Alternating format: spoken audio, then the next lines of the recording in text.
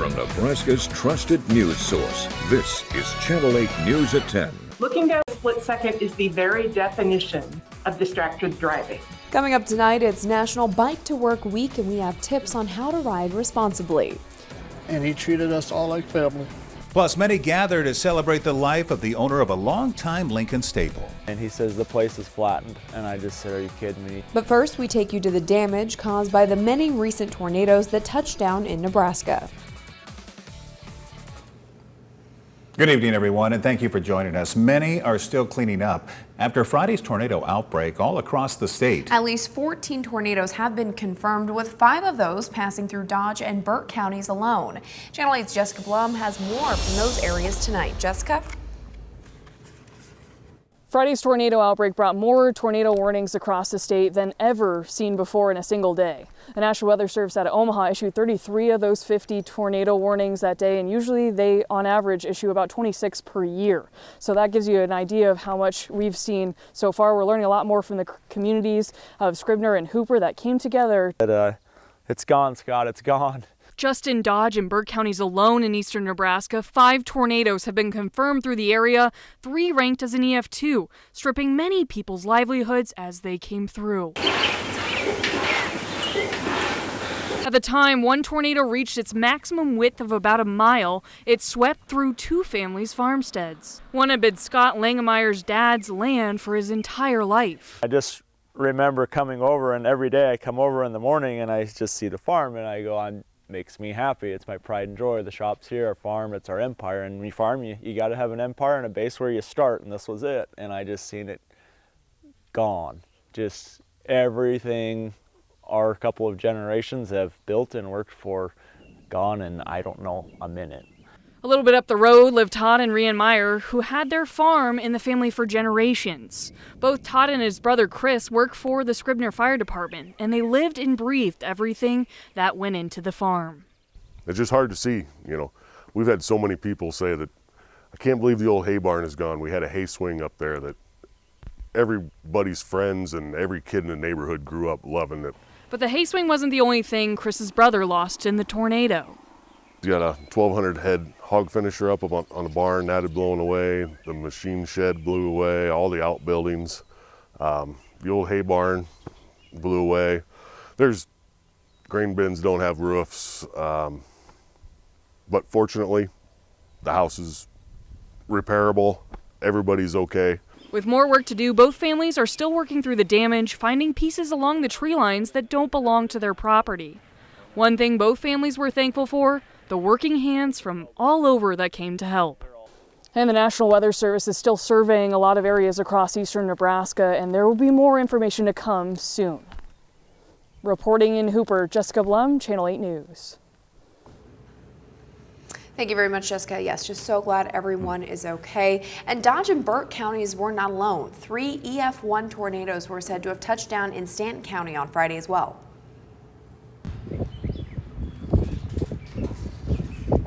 Here's some of what they found the next day. One of those tornadoes traveled more than 8 miles, taking off the side of a large hog barn right there. It took down trees and flipped irrigation pivots. The tornado was on the ground for about 20 minutes with winds up to 107 miles per hour. So let's check in with Rusty, who has more details on those tornado reports. Rusty, what do you got for us tonight? Yeah, one more look at the worst of the tornadoes that happened in northeast Nebraska on Friday. We'll kind of give you the wind speed, which is it was pretty fast in some areas. So here you go. Here's a list of the fastest tornadoes I could find that the National Weather Service has reported on so far. That includes the Dodge-Burt county line area, EF2, 125 miles per hour. Burt near Oakland and Lyons, that was an EF2 at 120 miles per hour. Dodge County near North Bend at EF2 at 112 miles per hour.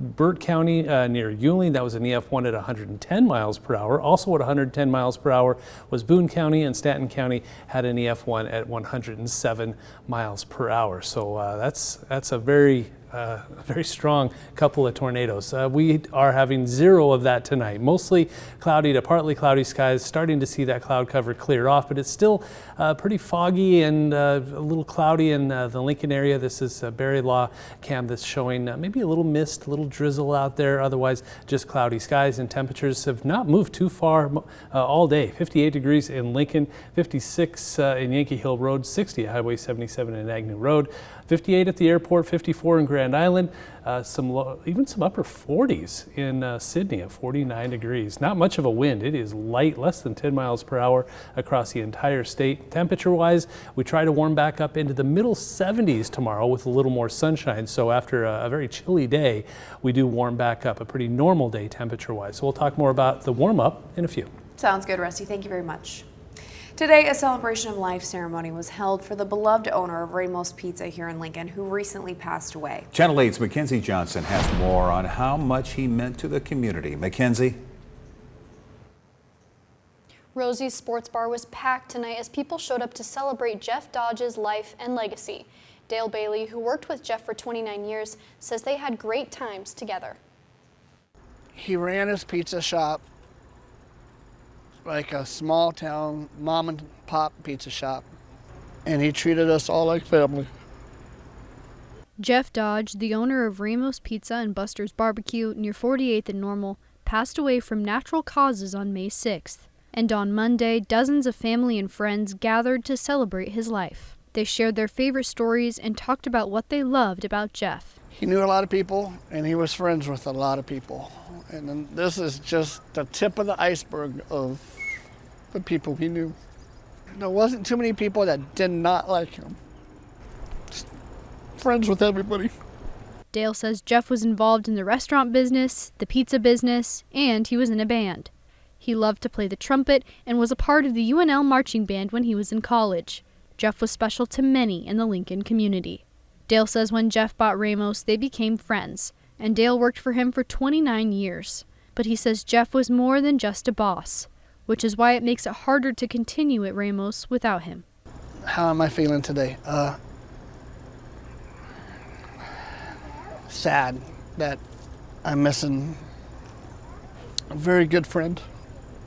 I don't know, you could just talk to him about things, you know, life issues, and if you had problems, you go talk to him. At the celebration, they served pizza from the restaurant, pepperoni with cream cheese, which was Jeff's specialty. Dale says Ramos Pizza will continue on with business as normal.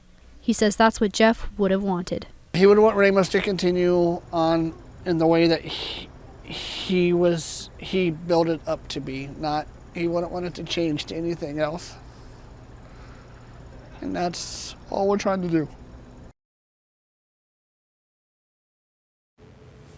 Ramos is actually still open tonight until 2 a.m. After the celebration, the workers went back to serve customers, just like they said Jeff would have wanted it. What an impact, and as they said, he was more than just a boss.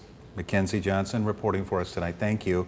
Well, Lincoln has seen several biking accidents in the past few weeks, leaving many concerned over bicycle traffic safety. And with it being National Bike to Work Week, you'll want to be extra careful whether you're on 2 wheels or 4.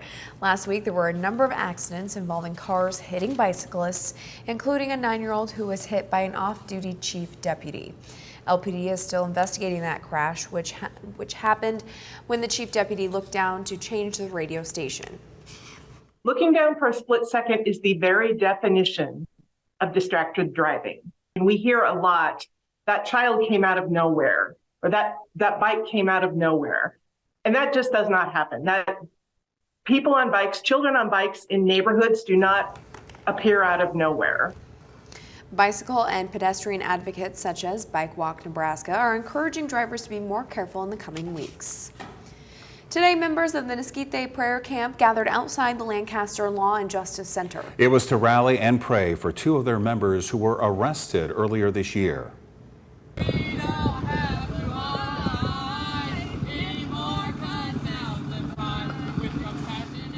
Now, this was a video right before the arrest back in February at their prayer camp. Well, today the group stood outside the courthouse. They chatted and they prayed for those standing trial. Police say the 2 members who were arrested for not